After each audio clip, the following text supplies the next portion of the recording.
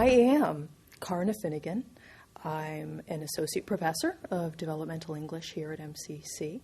I've been here for almost 20 years. I began as a tutor in the Support Services Center back in the 1990s and became an adjunct instructor and proceeded to full-time. I've been here full-time 6 or 7 years. So how long did you spend as a tutor? It must have been 6 years, and then I think 6 or 7 years as a part-time instructor, both here and at University of Hartford. So yeah, worked at night while my children were small and sort of worked my way up the ladder, so to speak. So what was the college like in the early 90s when you first started here as a tutor? In the early 90s, a very different campus, obviously. I worked mainly in the low building. I worked mainly at night, and, those were the primary locations along with the lower campus, which was the independent classrooms, as I'm sure you remember. A very different place in terms of landscape. And yet when I think about it now, we have a beautiful state-of-the-art campus, and yet the heart of MCC is still very much the same. You know, the wardrobe has changed, but the spirit and the heart, the enthusiasm for teaching, the entrepreneurial spirit, those things are very much alive. And I see a consistency between the old campus and the new. Some people miss the old campus and feel very nostalgic about those buildings. I don't so much because I still see the same infectious spirit among the people. I think we've maintained a very consistent quality of personnel during these years. Who are some of the people, faculty and staff, who really stand out, whether it's through the early 90s or right up through 2012? Oh, that's difficult. So many to name. I would have to mention James Gentile. He was my mentor as I began here, PhD from Columbia, and very kind, very compassionate, full of wisdom, treated me as an adjunct very much with respect. I never at any time felt that I was some sort of lower class citizen in the campus culture here. I was made to feel very welcomed. I was made to feel valued. Questions I had, instruction and development that I needed were very readily given.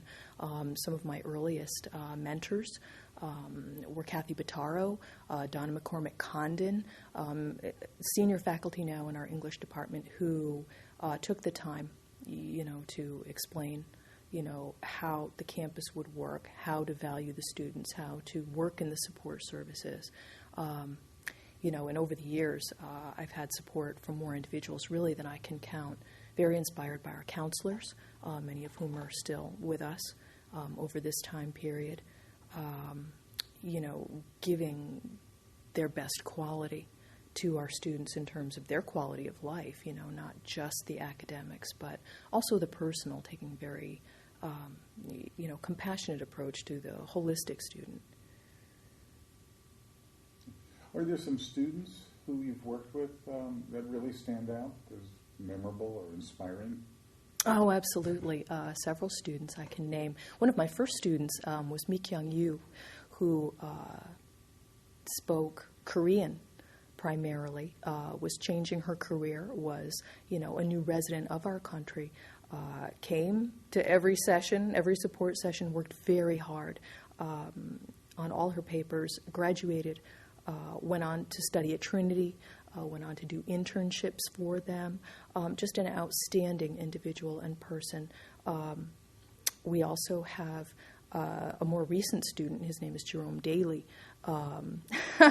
also an older returning student, discovering a passion for literature, a passion for communications, moving on to UConn and a higher level of study. Richard Carpenter, a very recent graduate, someone who came to us from the military, I believe as Mr. Daly also did, with prior careers and experience, and yet, coming back to fulfill a new dream with us at MCC. Our students can continually inspire me with their many, many responsibilities, family and home life, employment. It's amazing to me, really, that they face the challenges that they do with such courage And so it is my privilege, really, to help them on that journey in any way that I can. Have you noticed any changes in the student population in the last 19 years?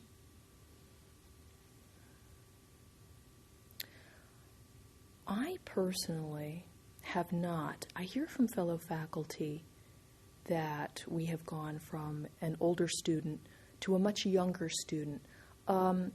I will say I do notice, we have a very young student population now. And, of course, that changes the way that one teaches. One must consider the population and consider what's of interest to them, what's relevant to them at any point when trying to convey class material. So even though certain concepts and material will always be the same and will always have value in an educational arena, looking at the new view and new ways of communicating, obviously we're in a new age with internet and so forth than when I began back in the 90s. So, the students bring with them a new energy and a new way of looking at our world. And so I continually try to see things through their eyes and try to keep their perspective in mind as I move forward with my instruction. Now, you're also involved in drama here at the college. I am. Can you talk about that? It's been just a wonderful experience to work with Professor Albert Kim, who has a professional background in improvisational theater as well as radio. I was a very traditional theater student. We studied Shakespeare and, Moliere and that sort of thing. Very studied and very scripted, very serious and intense. And Albert Kim has brought an infectious spirit of improvisation to our campus. I understood that we had a solid theater program years ago that was on hiatus for various reasons, which were never really made clear to me. I feel that the performing arts are a valuable part of teaching, of society. And so joining forces with Albert Kim to bring dinner theater to campus at MCC and also improvisational workshops, not only to our students, but to our faculty who enjoy immensely the opportunity to be creative, to think, outside the box. Even that phrase has become a little cliche, but to think creatively and to play in the middle of their day and to discover the possibilities inherent in creation and interaction and to be spontaneous about that.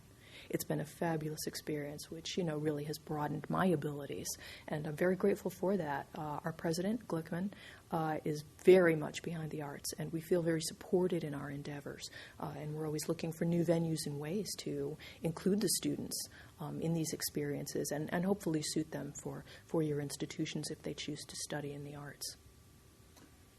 If you think back to your career here, are there some moments that really stand out as highlights?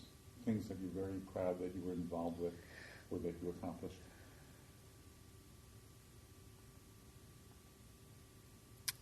It's interesting because I see that as a two-part question. I don't know if it was intended as such. A defining moment for me on this campus was 9/11. I was teaching as an adjunct in the lower campus, and this was one of my first classes that I had taught. It was an 8 o'clock early morning class, and I was just, arranging my, agenda and so forth on the desk, and a student came in and said, "Miss, did you see about the plane crash?" At the time, I had no idea. It just sounded like, an aircraft disaster, such as one would normally, unfortunately, see, but no larger than that. It was only when I dismissed class, and it must have been 9:20 or so, that I came out to a changed world. There was chaos. Our courtyard below, people were running back and forth. Attempts were being made to reach family and friends who lived and worked in New York. People were leaving campus to go find their children. And in the following days, I remember seeing reflected here, as in many places in our nation, that spirit of solidarity, of grief, of pride, of compassion, initiatives to reach out to each other, among faculty as well as among students. And that was an inspiring experience for me to be a part of. in terms of what I have done with any particular pride, and certainly have been supported by my colleagues in every endeavor, so I owe a debt of gratitude to them. One event that stands out in my mind was the Middle East Forum. I was a subcommittee chair for the Outreach Committee last year, and with CK Pi, and we mounted a performance, a venue for those faculty and those community members who wanted to speak about events happening in the Middle East. And we invited the students, we invited faculty and community members, and it was just a confluence of people from our campus community brought together by a need for information, wanting to learn something new, wanting to learn something about each other, wanting to express any concerns and compassion for what was happening abroad. And so I think that sort of event really embodies what our campus is about. We are accessible, we are diverse, we seek to learn, and that applies to every level of my colleagues here, and we try to model that for our students. So that was a particular event that I think I can point to with some pride. Any funny situations that you can recall involving students or faculty or staff, just spontaneously hysterical? Spontaneously hysterical, let me see. There are so many, and in a moment like this, one struggles to recall, and yet something that I've enjoyed, and I don't know if this really qualifies, but it's my answer. I very much like Donna Nicholson's criminal justice project, whereby she rounds up people to arrest. You can submit a warrant for a colleague's arrest, a student's arrest, and you can fill out their offense if you care to. I think I arrested one of my colleagues for slander several years ago. I didn't like a comment that they made, and so I paid extra money to keep my identity secret. And so we're all hauled away in handcuffs to the courtyard and set in a little cardboard jail and that sort of thing. And you have to pay to get out, and everyone can come and see you. That was just a wonderful event, I thought, that added a moment of humor, often to the end of a semester when everyone is frustrated and tired. Those sort of things I think we are very good at. I think we are good at keeping our sense of humor.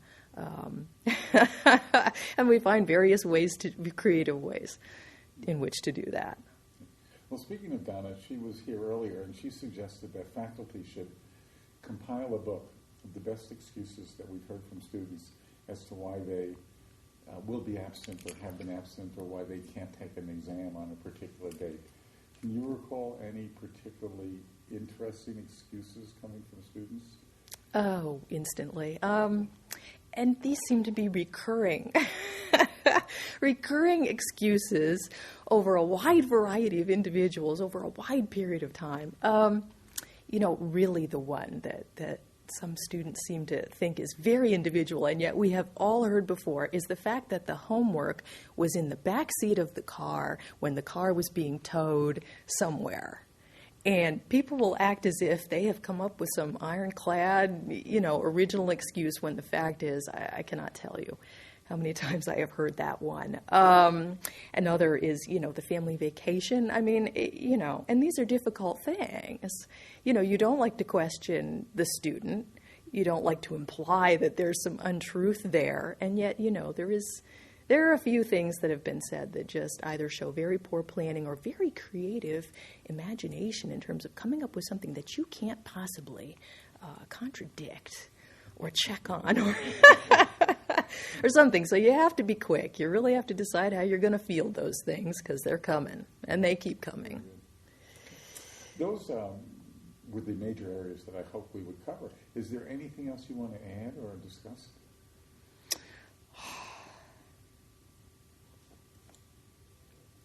I guess not, or a ready answer would come to my lips at this moment. Of course, when I leave the room, 3 minutes after I leave, I'll be, I should have said this or that. Oh, I should have said this or that. Bob, wait, can I say this or that?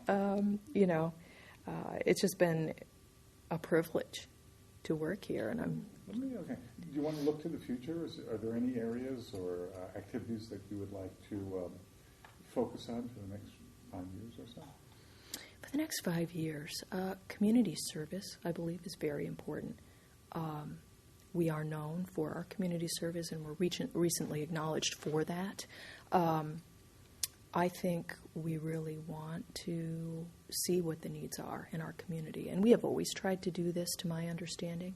I think our new downtown facility will help to bring the arts out into the community. Many people find their way to us, as they should, because we are open to the community that we serve. And yet I think this will make yet another outreach, of which we can be very proud in the future. I think we will bring the arts, we will bring support for students, we will, show that we are very much invested in the community in yet a new way. And so I very much hope to be a part of that process. And I hope to bring my students, to involve some aspect of community service in every class that I teach, because we need to make our students mindful of the fact that we should be responsible for each other and to each other. My tagline on my email is from the great John Donne: "Every man's death diminishes me. Every man's death diminishes me." And this is something that I hope we can be mindful of, in the future, in these increasingly difficult times. I think it is important, that we keep in mind we're part of a global community. Very good. Thank you. Thank you. Thank you.